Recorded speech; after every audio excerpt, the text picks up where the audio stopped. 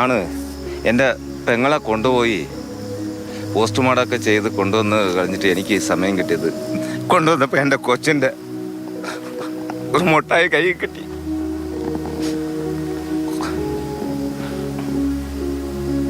പക്ഷെ അവള് ഞങ്ങളുടെ ഭാഗത്തുനിന്ന് പോയി.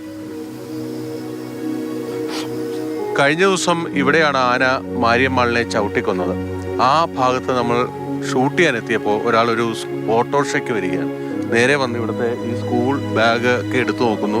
അപ്പോഴാണ് നമ്മൾ അറിയുന്നത് മാരിയമ്മാളിന്റെ സഹോദരൻ മണികണ്ഠനാണ് ഇങ്ങോട്ടേക്ക് എത്തിയിരിക്കുന്നത്. എൻ്റെ പെങ്ങൾ മരിച്ച സ്പോട്ടിൽ ആരും ഉണ്ടെന്ന് നോക്കാം. അത് എൻ്റെ പെങ്ങൾക്ക് വേണ്ടിയിട്ടല്ല ഞാൻ വന്നേക്കുന്നത്. ഇനി മേലാൽ കേരളത്തിലെ ഏത് പെണ്ണുങ്ങൾക്കും കുട്ടികൾക്കും അമ്മമാർക്കും സംഭവിക്കാൻ പാടില്ല. ഇതാണ് എൻ്റെ കൊച്ചിൻ്റെ ബാഗ്. ഇതാണ് എൻ്റെ പെങ്ങളുടെ ഷൂ. പണിക്ക് കൊണ്ടുപോകുന്ന ഇതാണ് അവൾ പണിയാൻ കൊണ്ടുപോകുന്ന കൈക്ലോസ് ഇട്ടിട്ടാണ് അവൾ പണിയാൻ പോകുന്നവർ.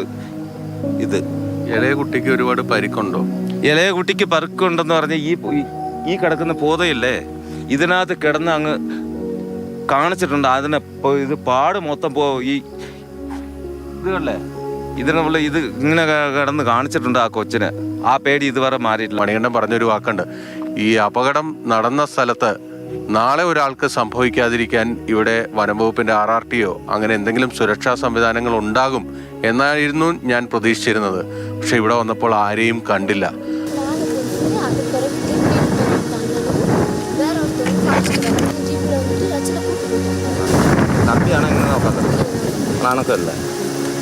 இன்னைக்கு தாய் இல்லாமல் தந்தை இல்லாமல் ரெண்டு கொச்சும் இங்கே அவஸ்தைப்பட்டு போய் இது நிலைமை நினச்சா எவ்வளோ கஷ்டப்படுறாரு. இது ஆணை எந்த இடத்துல நிற்கணும் எங்களுக்கு நீ காட்டுக்கல കൊച്ചു വെച്ചിട്ടുണ്ടെങ്കിൽ എന്നെ ചെയ്യുക. ഇനി മേലാൽ ഈ കേരളത്തിൽ ഒരു ജനത്തിന്റെ ഭാഗത്ത് നിന്ന് ഒരു കണ്ണുനീര് കേൾക്കാനുള്ള ഒരു സംവിധാനം വരാൻ പാടില്ല.